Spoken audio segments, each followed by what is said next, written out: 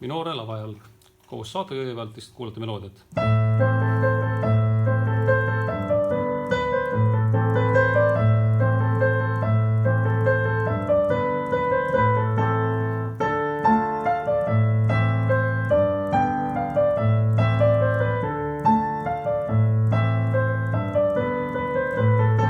See on muidu kordav, ma praegu ei korda. Nüüd see osa veel.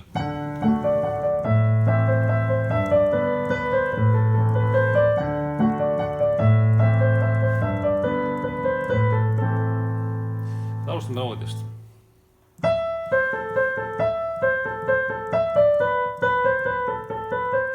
Siin on nagu oluline sõrmestus. Meloodia küllap teil on juba kõrvus küllaltki hästi. Hoidke sõrmed niimoodi, et nad on nende 5 noodi peal ja saategi A osa mängitud.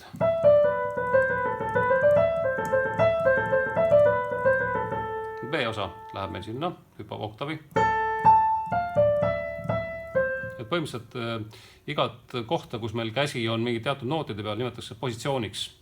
Nüüd ma hüppan nagu sellest A positsioonist nüüd uude positsiooni. Nüüd on mul positsioon nagu siin, et käsi on siin.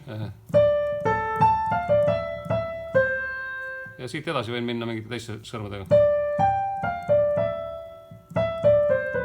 Nüüd see käik on võib-olla oluline, et 5. sõrmega tulla alla.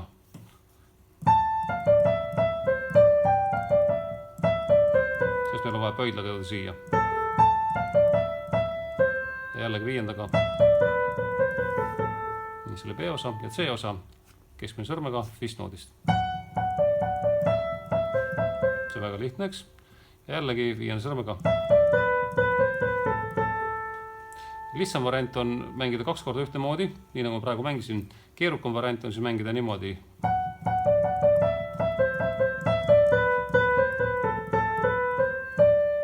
Ehk siis panen pöidla siia ja Andres pani pöidla võib-olla sinna C-noodi peale, see on ka okei.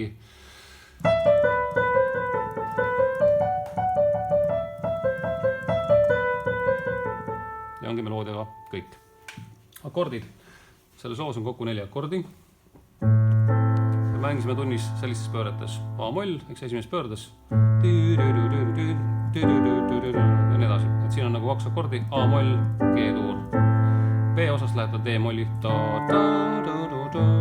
Ja jällegi need A-moll ja G on samas kohas kus varem.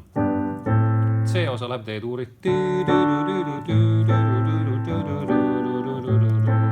Et väga lähestikku on need akordid kõik üksteisele. Selles mõttes on lihtne mängida. Ja saate faktuur siis mitte ta ei ole selline, vaid pigem 1, 2,